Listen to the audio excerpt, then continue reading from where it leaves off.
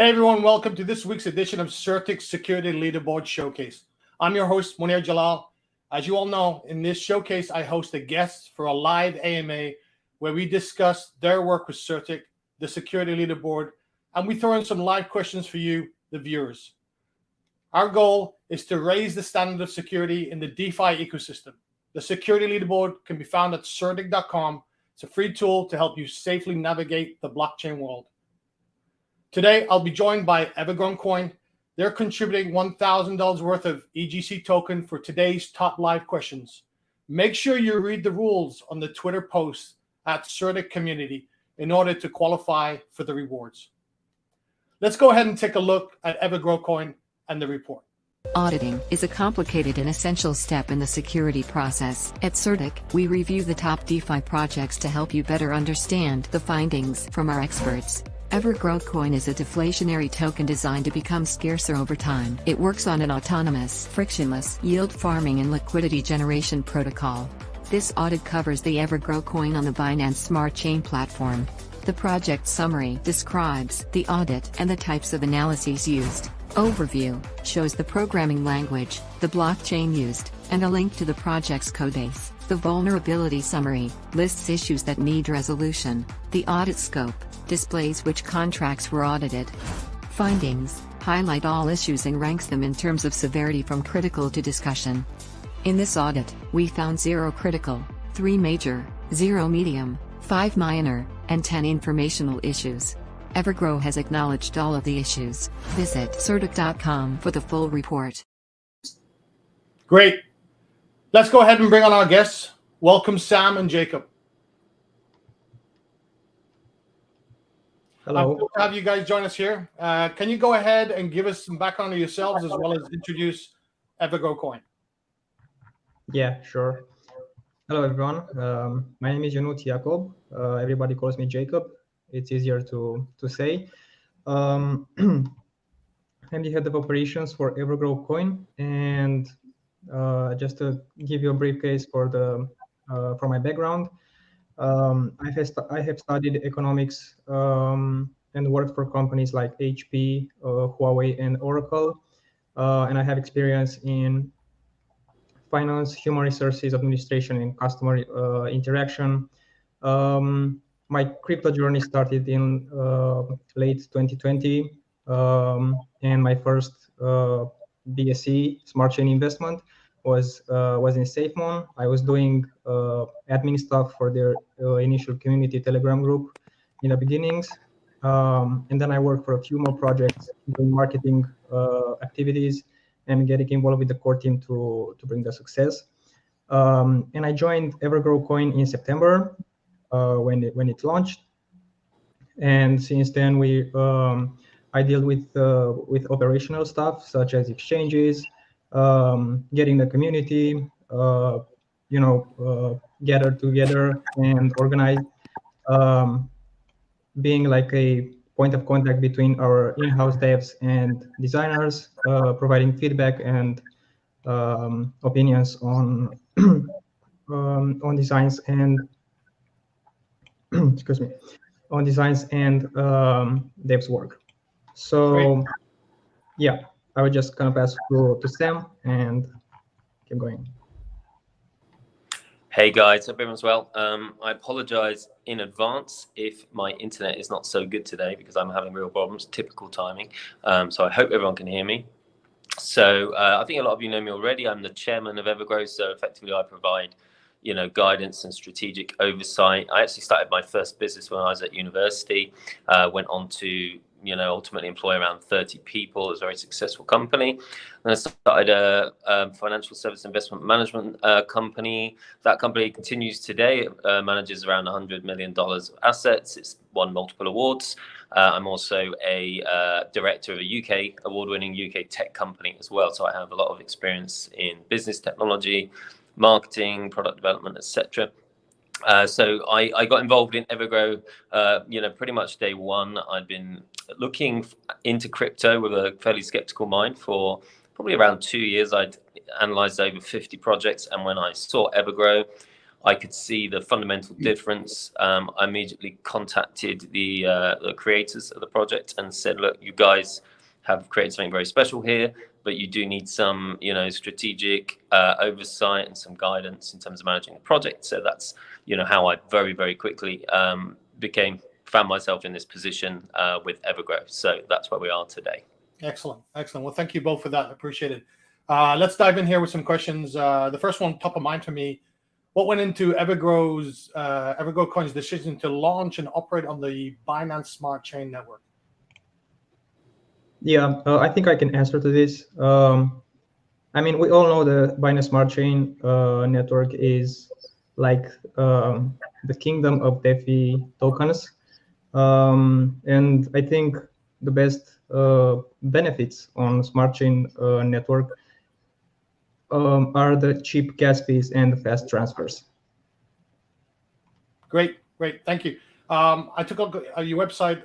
There's some great stuff on there. There's a white paper in there that I managed to browse in there, and it talks about the anti-whale system that you have. How do you set that 0.125% for the anti-whale system, and how is the system implemented to ensure that whales can't stack this coin? Yeah. I think the anti-whale thing is an interesting idea that we came up with. First and foremost, this is investing. We'll make it clear people have a right to buy and sell as many tokens as they want. We would never stop people from doing either of those actions.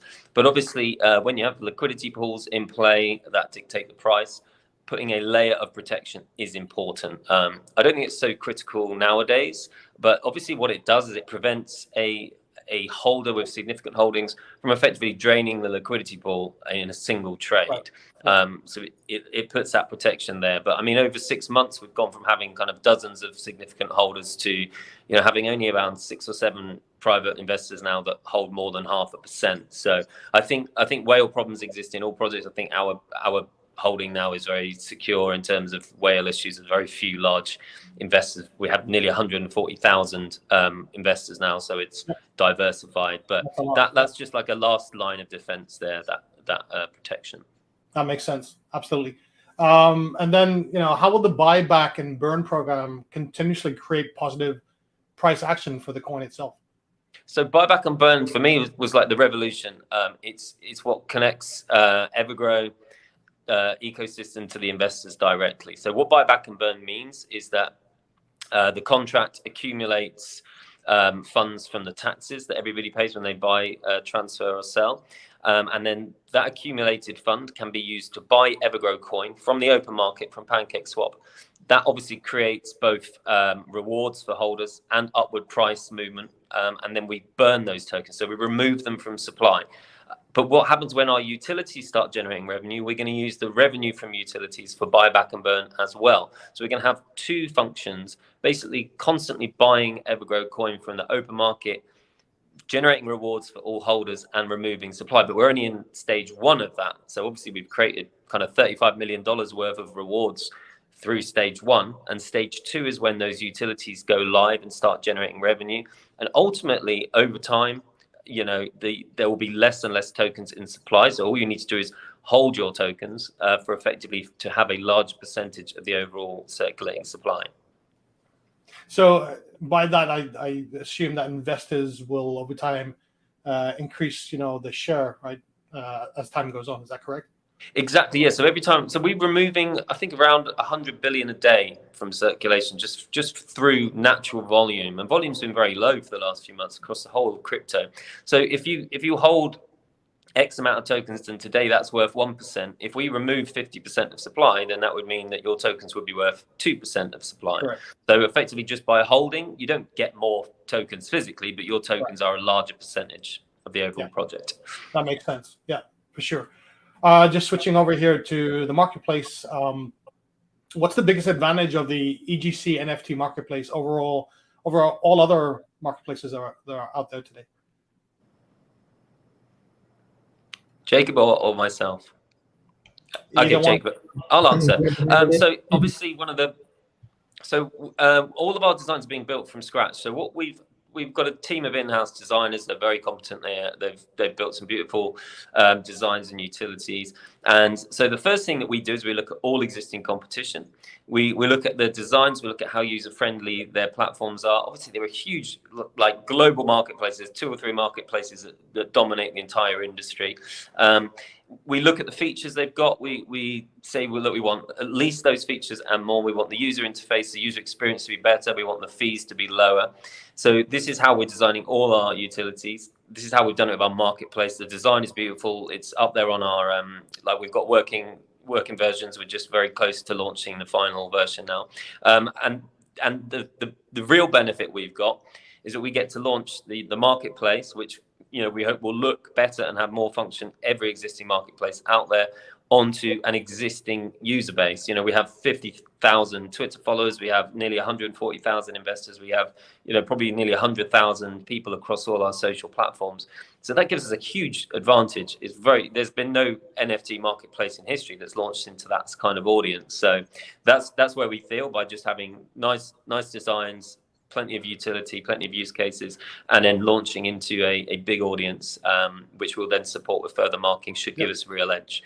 Yeah, I mean, I guess you're tapping into the user experience and the whole look behind the marketplace with that large community. So I'm happy. Yeah, we've simplified the UI. So we've created a carousel on the homepage. So the homepage is very small, so people don't have to kind of be, we think we'll get a lot of first-time NFT users. So we've designed it to be very, very user-friendly.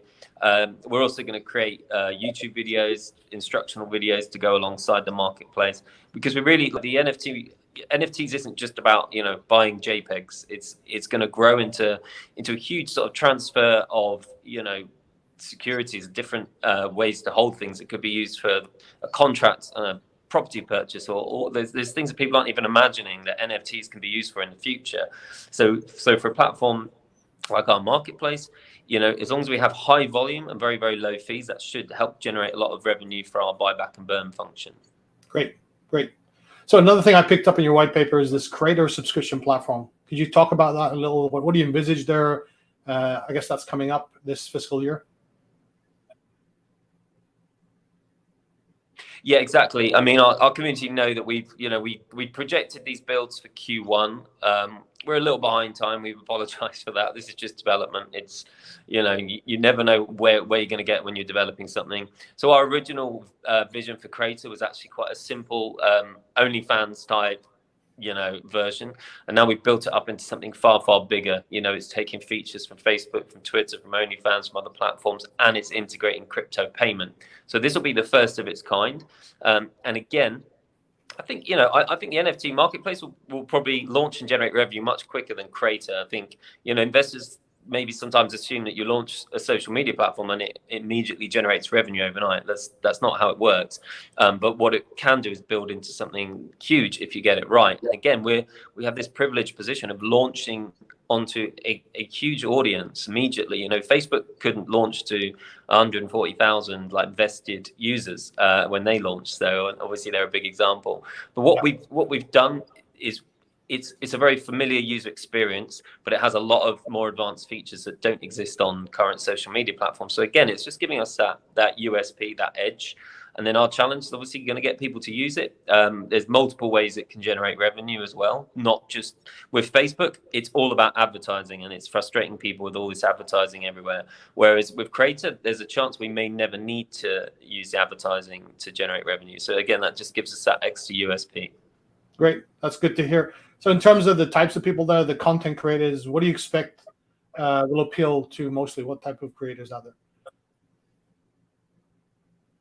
The truth is, we want it to be a kind of hub. So it's not just about, there's content creators in every different field you can imagine. I don't need to list them. It's obviously everyone always talks about adult content, but there's way more than adult content. For example, there have to be lots of protections and controls on elements like that. It can be used for celebrities, and obviously it's moving into the metaverse. We probably won't talk too much about that today because that's a much bigger project. That's a big topic, yeah. Yeah. So, but the ultimate vision for creative, for example, let's say a celebrity can do like a fan meet and greet in the metaverse. No one's even attempting this stuff yet. That is cool. And these are the kind of ideas that we're working on with our partners in the virtual reality space. Yeah. Yeah, you guys are really busy. Lots of things to do. So on that note, it seems like you guys are, you are busy for 2022 and looking at making improvements. Where do you see the project in, say, 5 to 10 years from now? Yeah. So I think one thing that's important is, we have our roadmap, which is based on what we're going to achieve this year. I think I don't think there's any company in the world who would create a roadmap in this fast-moving world that we're living that would go beyond 1 to 2 years, because so much changes. No one even talked about the metaverse 6 to 12 months ago, for example. We've had to move really quickly. So what we want to do in the short term is to build up those utilities so that they're generating revenue. It would be lovely to create a top 3 NFT platform. Okay, we seem to have lost Sam. I've just paused there. Am I back? Okay, you're back. Keep going. Oh, we lost him again. Jacob, do you want to fill in, or shall we wait for him? Sorry, guys. I'm pretty good for this session, for this question. Okay, he's coming back now. Sam, are you there? Yeah, I'm really sorry about these. I mean, you'd think in maybe EverGrow should invent better internet. It's crazy that in 2022 we still have internet problems. So yeah, it's really the most important thing for us is to build on our utilities and to keep innovating. So obviously we want EverGrow to be around in 10 years time. We want it to be a global company with globally successful social media platform, trading exchange. Who knows where NFTs are going to go? Our NFT marketplace will be what it is today, but who knows where NFTs are going to be? So I think the most important thing for any business in today's environment is just to keep innovating. So what we will have in 5 years time, who knows where the world will be? I can imagine, the metaverse, all of our functions, all of our utilities and more existing in the metaverse. That'll be really exciting to people to have this virtual experience. Yep. So that's kind of the goal. Very cool. Very cool. Switching over to a subject that I really love and follow pretty much is security. Let's switch over and talk about security and why CertiK. Okay. So obviously we choose CertiK for the reputation and the amazing work that you guys are doing. I was really pleased to do business with you and collaborate. Everybody knows that this CertiK audit is precise, and we decided to go for the full package just to make sure our contract is safe. And we choose the Skynet so we can have a better overview and knowing that our code is scanned and monitored 24/7. And I think this is a great asset for us at this point. And I think a solid audit gains the trust for the community. Well, I appreciate that, and then the endorsement about having all the services is important, right? From being up to secure a project. Diving into the audit itself, the report left a number of issues, including 2 major and 5 minor issues unsolved. Can you speak to why you chose your solution over the CertiK solution, or have you got plans in resolving these in the future? Yeah. So obviously we had multiple audits, and we decided to also do the CertiK one. So about the major issues, we are aware of them, and we also replied, and everything it's visible and accessible in the audit report.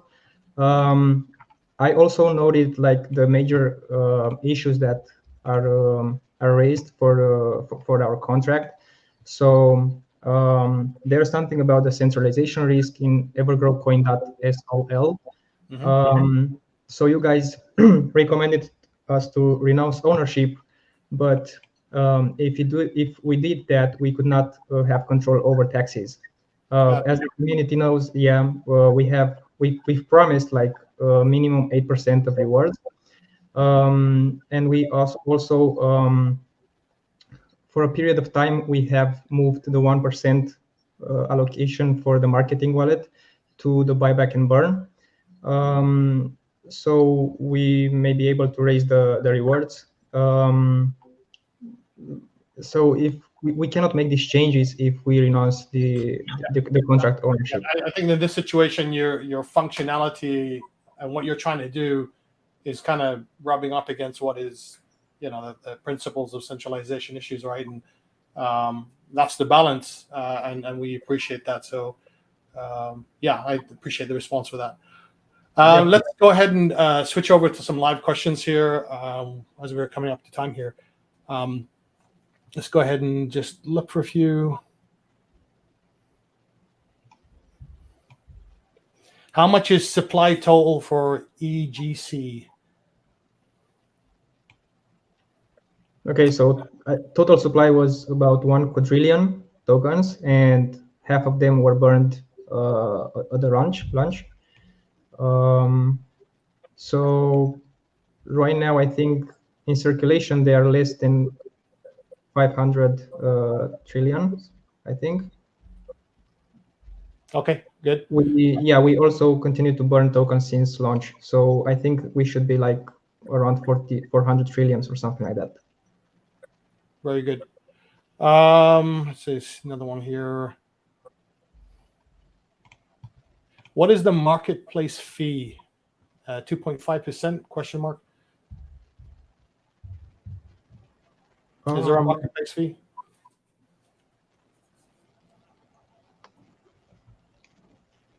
Sam, do you copy that? I think.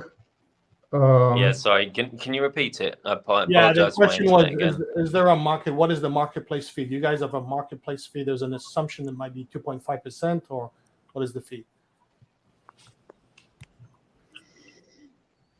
Or is there a fee? Did you guys get the question? Yes.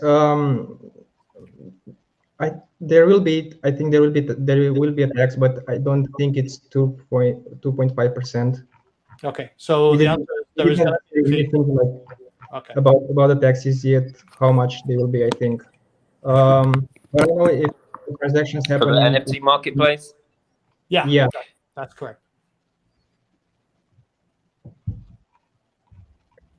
Okay, so the answer basically is there's going to be a fee, but it's obviously not 2.5, and that's something. It will depend because some payments will be made in EGC, some payments will be made in BNB or other token. So we decided for the payments and transfers in EGC the taxes will be lower. So. Yeah, I mean, there's another. I'll pick it up again here, but there's another question on fees for Crater. I mean, it's okay if you guys say yes or no. If there's fees or not, but there's a question on: are there fees for Crater as well?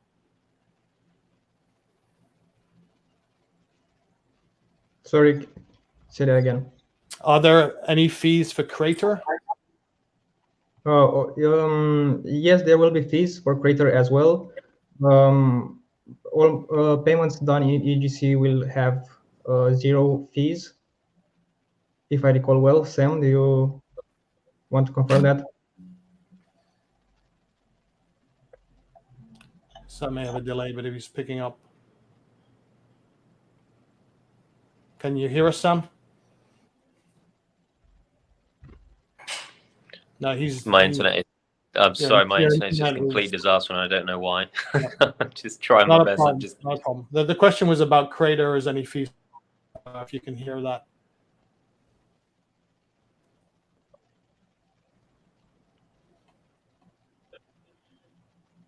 Okay, let's move on. So non-EGC fees will be. We're going to start off at 5%.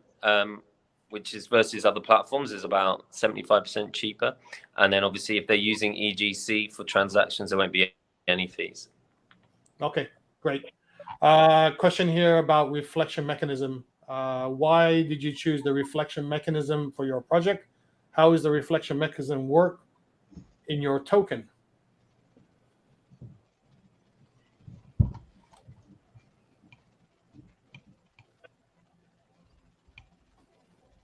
I mean, I think this question would be for the for our Praveen. He built the project. We joined right after launch in day one. But I think Praveen had a great idea to bring the rewards token to the next level. We know that SafeMoon and other tokens, they offer like rewards in their native tokens, and I think Praveen had a brilliant idea to bring the BUSD rewards, which are stable coins. You don't need to sell your tokens for the rewards. You can spend them right away. You can send them to your crypto card and pay with them any POS you want. So the rewards are based on tax. So each transaction is taxed 14%. From each 8% goes to rewards. So 8% from each transaction, sell, buy, or transfer is going to be redistributed in BUSD to all holders, depending on their bag size and the volume. Okay, great. A little bit of a softer topic here. Without having any working marketing or capital, projects tend to die. Can you assure us being the community here, that you have adequate marketing power and capital? Yeah, to push this that's a really important question. I hope you can hear me. Yeah, we can hear you. My internet is just killing me. I apologize to everyone tuning in. So we have really fought. I'll be honest, we've fought with the community over the last few months because crypto has been down across the board. Volume is down. So we've been really shrewd with our budget. We haven't done the amount of marketing that the community want. We currently have over $700,000 in our marketing wallet. We think we're in the healthiest. Okay. We've lost Sam. Give him a second here.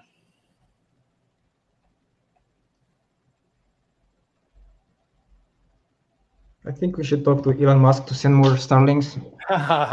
Let's switch over. Maybe you can grab this one, Jacob. So with the project being so large and at scale, you must have a really reliable team behind you, right? I think the question here is, could you tell me more about the team beyond you guys here as guests? Tell me more about the team and how they fit into the overall goal of the project. Yeah, I mean, we have like in-house devs, and we also have a design team that is doing the work for us. And we are working like all together to bring the utilities up and running. We are spread it globally. So we are running this business from all around the world, and we just synchronize to work on the same schedule, even if we are like big difference for time zones. Great. Let's see here. So I guess beyond that question right here is, what measures have you guys taken to limit your exposure to exploits?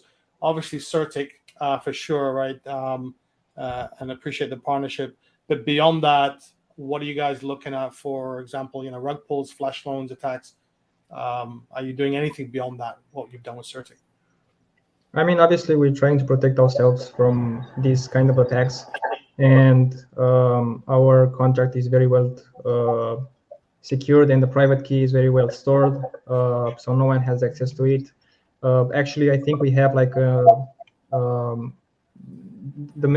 functions are not called directly from the main contract. So yeah, we have this type of security for our contract and the private key. Okay, great. Just switching back here, anything you want to tell the audience as we wrap up here in terms of information, where to find stuff with the project? Yeah, well, on our website, you can find all the details you need. The white paper is there. It's also in Chinese and English. We have all the social links listed there. So if you have any questions, any concerns, anything else, just go onto Twitter, Telegram, Discord, Reddit, and someone from there, it will take care from your questions. Great. Awesome. Okay, so that's all we have left for today's show. I want to thank EverGrow Coin team here, Jacob and Sam, for coming onto the show. Be sure to like and subscribe our show, and we'll see you next time.